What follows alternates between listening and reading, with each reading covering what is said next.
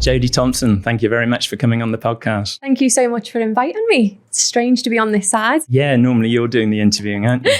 with your role, which is Head of Recruitment at White & Co Group. Yeah, correct. There's quite a few things I want to get into today. I want to talk about White & Co. I want to talk about the huge success of Callum White, your massive social media presence, Dubai in general. I want to talk about the future.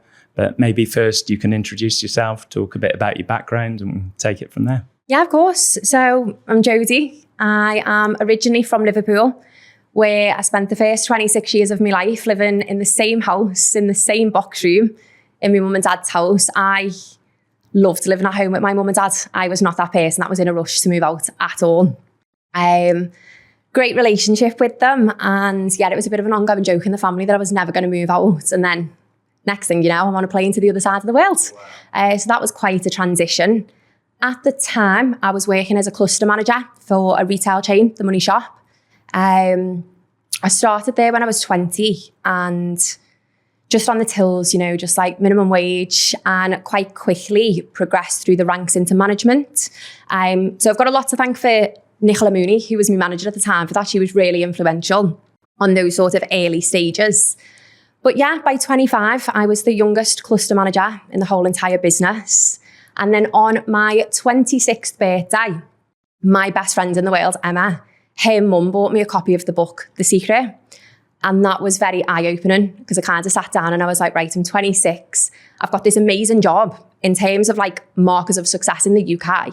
I was right up there. Great salary, great lifestyle, obviously very comfortable living at home with my mum and dad. So loads of disposable income. And I was like, okay, is that it? Am I just going to do this for 40 years and pay into a pension, get a bus pass and retire? It's all so predictable, isn't it? And that's my life. And I was like, oh no, I can't do that. So I was very much at a crossroads in terms of what I wanted to do. Obviously, we spoke about it earlier. My mum and dad are two of the hardest working people I've ever met. My mum, when I was younger, she had multiple jobs at the same time. My dad was massively into sales for double glazing and yeah, really hard working. So a lot of my time when I was very young was spent with my grandparents, Sheila and Tony, two of the best people in the world, and my older brother, John. And my nan used to take me out with her all the time to go and do her errands, you know, like a food shop and things. And we used to go to the post office, and from a very early age, my dream job was to have a stamp. That was all I wanted. So when I was 17, I got a job with Lloyds Bank and Group, come from a banking background like yourself. And I got the stamp and I was like, I've made it. I'm 17. I've got my dream job. This is amazing. Obviously, I'd done that for 3 years and it was not my dream job. You weren't living the dream doing that. I was not living the dream. I was earning good money. I was doing really well for my age group, but it just wasn't, you know, the stamp was not the dream. And then got into the Money Shop, progressed really quickly. So I'd done really well, but there was just something that wasn't it for me. So I didn't really know what I wanted to do. I'd already had my dream job. I'd progressed quite a lot. And it was like, well, what do I do next? So obviously the obvious answer is to just keep doing what you're doing. And then I remember the day like it was yesterday. It was the end of July, raining outside, obviously, in the UK. And my phone rings with a number that I'm not familiar with. I answered it and it's this guy called Graham. He's like, came across your profile, think you'd be great, want you to watch this webinar about this opportunity, global company. So I was like, okay, well, you know, why not? I watched it. It all sounded really exciting. Didn't ever think I would get the job at all. Like it didn't even cross my mind. And within a matter of days, I was on a plane, and that was 7 years ago, and I've never looked back. Wow. And so did you have the interview back home in the UK, or was that here? Yeah, so I watched a webinar on the Wednesday, and then I went for an in-person interview on the Friday. And by the following Wednesday, everything was happening. Brilliant. So you can, that's a great story. Yeah, correct. So what were you doing exactly with that company? I basically was assigned underperforming stores to turn them into revenue generating stores. So the first store that I became a store manager of when I was 23 was quite a small store in a very small village, and a lot of old people. And obviously I'm the store manager, I'm 23. And I went in there and I'd done things completely differently. And we just totally turned the whole kind of process of how everything works around. And that's where the promotion then came from, to go into the cluster manager role, where I was managing a series of stores that were in the same sort of position as that one was when I went in. It involved a lot of traveling to some amazing places and some really awful places. But yeah, it was great. It was a massive, massive learning curve. And obviously, you know, when they were considering people for those roles, I was coming up against people that were in their 40s and 50s, twice my age. And I was like, you know, I've got like next to no experience in this. And, you know, how am I going to compete with these people? And I was getting the jobs and I was doing a good job of what they were wanting me to do. And then, yeah, it just progressed, and I'd spent 6 amazing years with that company. And again, as I say, Nicola, my first ever manager, we're not in contact now, but she's been such an influential person on kind of those early stages of my career. And then obviously, yeah, getting that really strong work ethic from my mum and dad has got me here. What's the name of the company that you came to in Dubai? So I came out here to work for a company called Zavia, which is a global financial services company. Absolutely amazing company. I spent 3 incredible years there, had great management around me, made really amazing friends there. They do a full, like, holistic financial overview. And it was at that time that I kind of found my feet with property, because there were certain elements that I just didn't find as interesting in financial services. You'd already had an interest in property, hadn't you? Yeah. So that was something that I think was drilled into me from quite an early age from my dad's side, the property side of things. But yeah, that's something that's been with me for a long time. So I naturally gravitated towards that because it was something that I've always had an interest in. So yeah, I'd done that. And then I was headhunted on LinkedIn for another position with a real estate brokerage out here in Dubai. Better Homes. It was, yeah, Better Homes. And I made the decision to make the transition and go into that side of things. And well, again, a good company to work for. Really good company. I had amazing management around me at the time. And yeah, a really good brand to work for. You know, obviously the longest standing and most established kind of brokerage. And that was where I found my way into the recruitment side of things. The opportunity came up. I like the sound of the idea of recruitment, and they like the sound of me for the role. And so we went with it, and that was it. That was my sort of gateway into recruitment, and that's what I've been doing for the past 3.5 years. Yeah, and then via another company, you came to White & Co, 12 months ago, roughly? Yeah, so just over a year ago, I joined White & Co, and it's been just an amazing year, to be honest. I can't actually believe, as much as I say I can't believe it's been a year already, I also feel like I'm part of the furniture. It's really weird. So you went to White, and you went straight in as head of recruitment, is that right? Yeah, so group head of recruitment. So White & Co is a group of businesses. So predominantly focusing on the real estate side of things. That is, our core business. But within that, we do have everything real estate related. So property management, holiday homes. We've got our own interior design and renovations company. And then obviously to run a successful brokerage, you have all the people that are working away in the background that are so pivotal to how successful the business is. So, you've got your admins, your IT, accounts, the conveyancing team, the management team, and everybody that plays those important parts in running a successful brokerage. And my job essentially is to build all of the departments within the White & Co group, but predominantly focusing on the real estate side of things because that is our core business. Yeah, well, focusing on the real estate side, can you say how many employees there are now, agents and backroom staff? Yeah, so we're sitting at about 385 employees across the board, so a pretty big company. And it's only been going 3.5 years? Yeah, 17th of January 2021, we opened our doors, so we've come a long way in a very short space of time. Yeah, we'll get on to Callum, the founder and CEO, in a moment. But apart from him, well, obviously he's going to be very influential, but I know you're strong on commission in terms of high commission training. Can you talk about those two things? Yeah, of course. So our business model obviously was at the time very unique in the market in terms of, if you think back, and again, I'll talk a little bit about the whole purpose of why White & Co was set up. If you think back to real estate when I first came out here 7 years ago, it was, 50% commission, you were capped. There was very limited progression. There was no reward and recognition. It was very much, here's a database, here's a phone, go and try and make some money. If you do, great. If you don't, there's 50 people waiting to take your seat. And that was the way the industry was. And that's not a bad thing. Obviously, the industry has been massively successful over the years. But Callum himself, as a broker during that time, it was, there was room for improvement, and Callum wanted to be that person to kind of make that opportunity to brokers where you could increase your commission and you could progress and you were rewarded for your hard work, and just to have a positive impact on the way brokers worked in the market. And I think we can safely say that he's had a massive impact on the market, and he's been very influential since we have opened our doors. But with our commission structure, obviously we offer up to 70%, which is extremely high. Then if you take into consideration our incentives, where you can get a 10% cashback bonus on top of that if you're the top performer in sales, leasing or commercial within the month, which essentially takes you up to an 80% broker, which is phenomenal.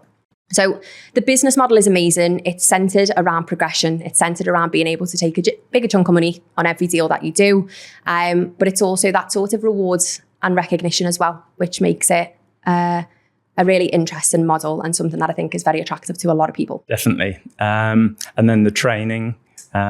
Is that sort of progressive, or do you have a week in the sort of classroom? How does that work? Of course. So we have got Candice, our dedicated training manager. She is unbelievable.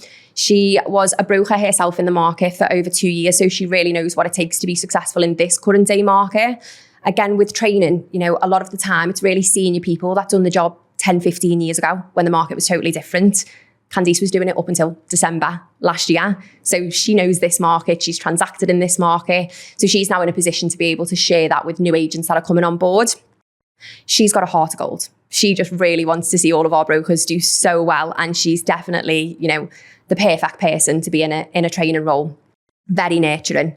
And the way she does things, so we have recently changed our training program. So prior to that, we had Poppy, who's one of our directors. And again, she heart of gold. She just wants to see everyone do really, really well. And she was amazing in that position. And she's now gone into a director's role where she kind of takes over after the training and continues to do that nurturing and development afterwards, alongside Danny, Neil and Rob, who again are all absolutely amazing at what they do. So Candice came in and she took the role into her own.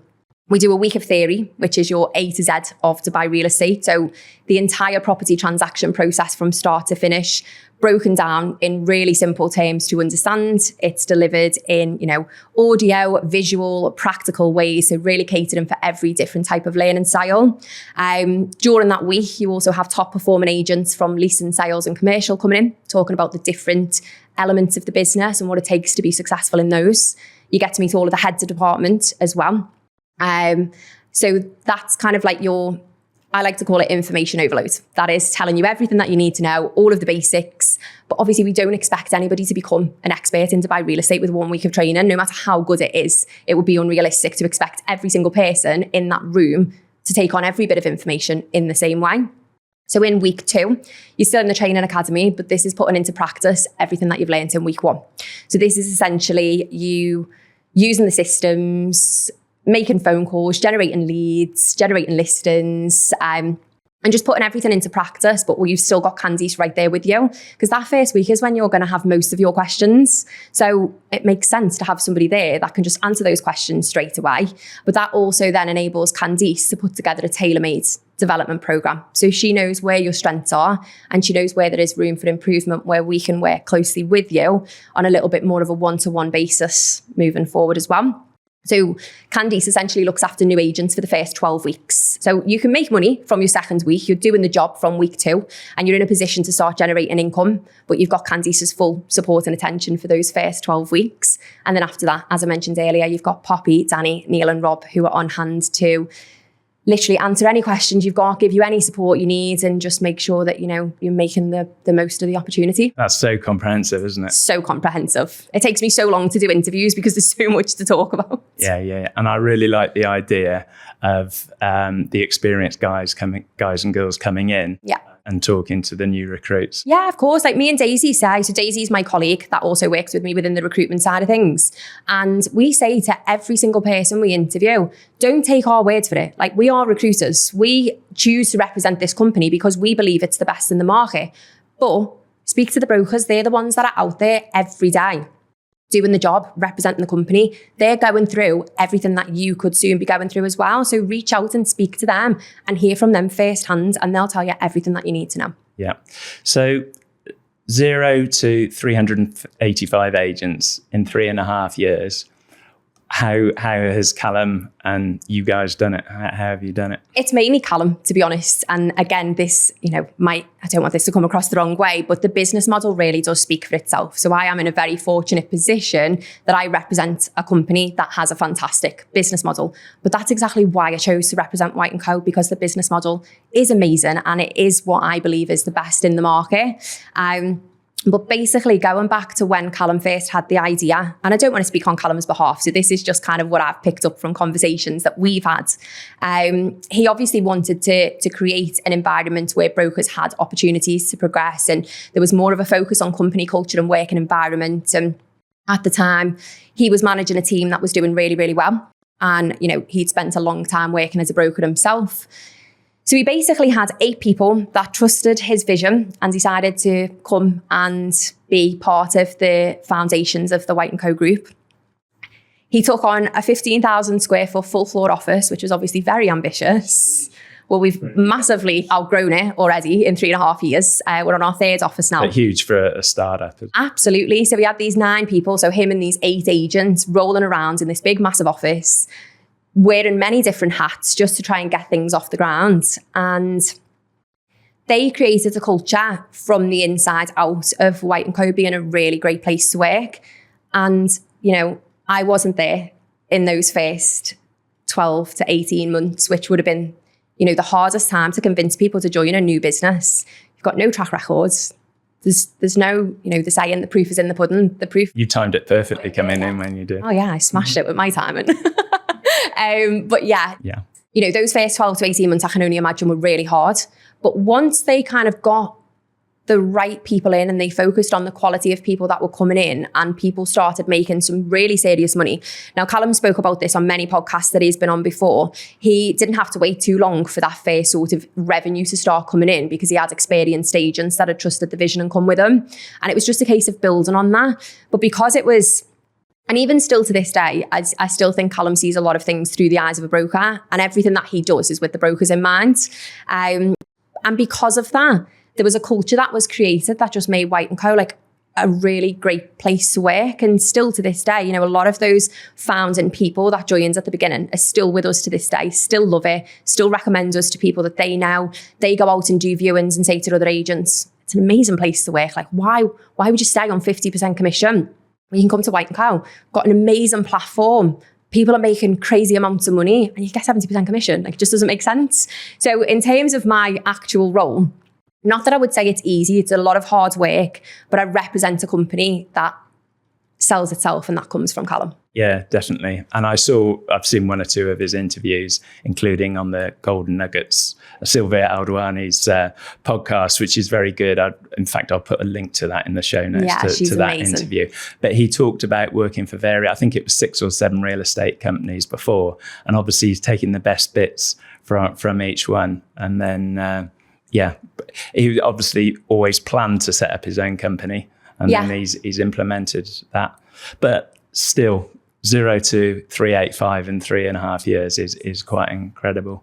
And as you say, the business model is a huge factor towards that, isn't it? Yeah, definitely. You can't help but, even if you don't work with White & Co, you can't help but have a massive amount of respect for someone that's achieved that in that short space of time. And I think one of the best things about it is, like, he comes into the office every single day. He's still so hands-on. He's got the most amazing leadership team. Obviously, I've mentioned them earlier. Across the whole business, he could be totally hands-off with White & Co now and it would run seamlessly because he's got the right people in the right places. But he doesn't. He's still in there every single day. He still knows every single member of staff by name, even though we're touching 400, which, is huge. And he's found the perfect balance between checking in. He pops in every morning. He's like, you all right, girls? Like, do you need anything? How is everything? While also trusting us that we're in those positions because we know what we're doing. So, not needing to micromanage anyone or breathe down anyone's necks. The business runs completely seamlessly at all levels. And he still chooses to come in every single day. That's good. And I think quite a few of the really top agencies do it the same way, don't they? The founders, CEOs do go in and inspires confidence from the workers. Definitely. Another thing that he mentioned on that video that I really liked was that, as you said, he's a former broker. He loves that side of it, but he has got a guy working for him that's maybe more business orientated. Neil. That's Neil, is it? That's Neil, yeah. Yeah. And that combination obviously works extremely well. Absolutely. What's Neil like? Neil's amazing. I love Neil. I've got so much respect for him. He comes into our office and chats with me and Daisy every single day. And again, that's another really great thing about our entire leadership team is they're all so different, like totally different personalities, totally different working styles. But I think you really need that because you can't have a one-size-fits-all approach in real estate. You're dealing with so many different people from different backgrounds, different ways of learning, different ways of doing things. You need to have that diversity in the management team so that you're catering for everyone that's coming through. And Neil is definitely the logical side of the business. You know, he's very methodical in what he does. And the thing that I love about Neil is he looks at every single angle, and we all want the best for the business, but Neil really, really wants the best for the business. Like he almost treats White & Co as if it is his own. Yeah, and that's the best at. Yeah, and I think that's why Callum has him in that position. He's the perfect person for it. And again, that just comes back to, I don't know how Callum is so good at handpicking these people and just putting them in those positions. And it just works flawlessly every time, almost. Including recruitment. Well, I would like to say so. What did you think when he put out that video on Instagram about, you know what I'm going to say, don't you? Yep. Talking about the structure of the profit of the company and likely other companies. What were your initial thoughts? So I was sitting on the couch and he sent it to me straight away. He was like, what do you think? And I watched it. And again, you just can't not have a massive amount of respect for someone to put themselves out there and say, this is exactly how much money my business makes. This is how much I reinvest back into the business, how much I pay people. And this is what I walk away with. And that's the side of things that I think people were really shocked by. He was very open, very honest and transparent. This is what I take away every month. This is what goes into the business. And that's the bottom line. And I don't think there's any CEO in any industry in the world that's actually ever sat down and publicly put that level of information out there. No, not to that degree. I mean, some companies they have to publish their figures, so you can look at it yourself. But that won't be the case with White & Co, not at the moment in Dubai. So, No. So for him to do that was very brave, and it's clearly worked. But it's very different to have a report that says on paper, this is how much a business, That's true. Yeah. as opposed to the actual person behind the scenes sitting down and saying and running through it. And as he called it, the most important, boring video you'll ever watch in your life. That was a good description. 100%. Like, don't get me wrong, it wasn't the most entertaining 12 and a half minutes, I think it was. Yeah. I think every person in Dubai real estate at that time had to sit back and go, wow, that takes a lot of courage to do that. And again, the whole reason that I believe he done it, like we've never had this conversation, the whole reason that I believe he done it is because White & Co was set up for the brokers. And it was his way of showing brokers that if you're being told you can't be paid more than 50% commission, here's why you can. I've proved that you can. Exactly. Yeah. But also there's the other side of it where, because since White & Co.'s been in existence, I know of a few people that have left, set up their own, some with success, some not. But he is pointing out the potential pitfalls as well, isn't he? Yeah. With that. Whereas you can, if you are a successful broker, you can stay on your 70%, potentially 80%, depending on your incentives. And also you haven't got any of the hassle or any of the worries, and just focus on being a broker. Exactly. And this is one thing that I often say to people, because a lot of people are against the idea or scared of the idea of commission only. And if you say to somebody, I'm going into a role that's commission only, giving up my basic salary, especially I'm from the UK, and in the UK we get basic salaries, and your basic salary is a big marker of your success as an individual. So when you say to someone, like when I said I'm going into a commission only role, a lot of people go, oh, why would you do that? And they're really against it. But yeah, if you said to somebody, I'm going to go and start my own business, they'll go, that's amazing. Congratulations. Well done. But yeah, you're going into a commission only role, which is essentially starting your own business, but with no overheads. Why would you not celebrate that? And you can look at other people that have had success, can't you? Absolutely. So it's a bit of a silly thing to say that why would you want to do it? Because exactly. But it's not for everyone. No. Yeah. Cool. No, it was a brave video, and I think he did a good job on it. Same. I liked it. Let's get on to social media. We were discussing earlier about your Instagram and your LinkedIn. Yeah. Do you want to talk about that? Yeah. So LinkedIn for me, I basically, we were talking about me as a young person. You're still a young person.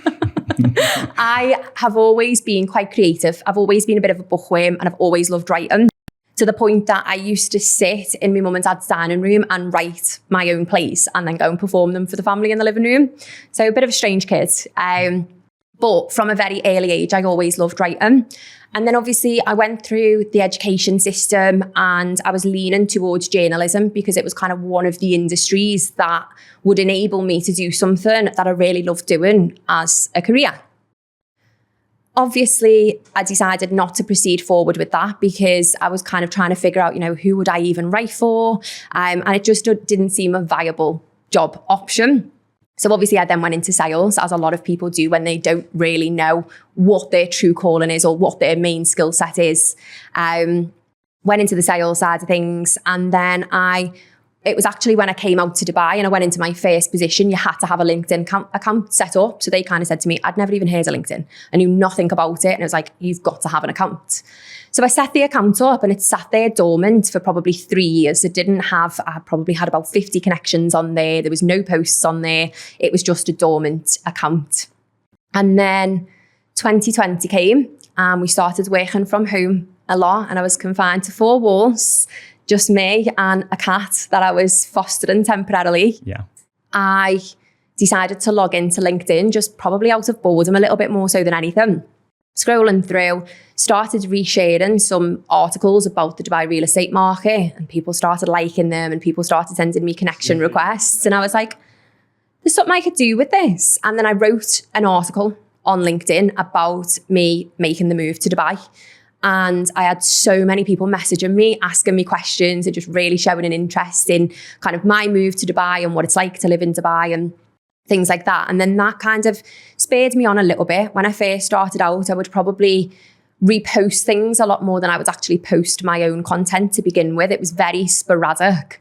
And then when I made the move into recruitment initially at the beginning of 2021, I decided to start posting on LinkedIn a bit more frequently. And like anything, it's trial and error. I was putting stuff out there and some stuff was doing really well and some stuff wasn't doing as well. And then I got a lot more consistent with it. So at this stage where we are now, I post 7 days a week, every single day, even Christmas Day, I post on LinkedIn because I'm a big advocate in practicing what you preach. And when I do interviews for people going into real estate roles and I'm telling them, you have to be available all the time. If your client wants to go and sign a contract today at 9 p.m, you've got to go and sign a contract at 9 p.m. If they want to go and do viewings on Saturday morning, you've got to go and do viewings on Saturday morning. So if I'm going to preach to them that you need to be prepared to show up, I need to show up.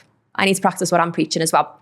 So that's why I chose to post 7 days a week. You don't need to post 7 days a week to build a personal brand. You don't need to be active on social media every single minute of every single day to build a successful brand. But I do it from a model standpoint more so than anything.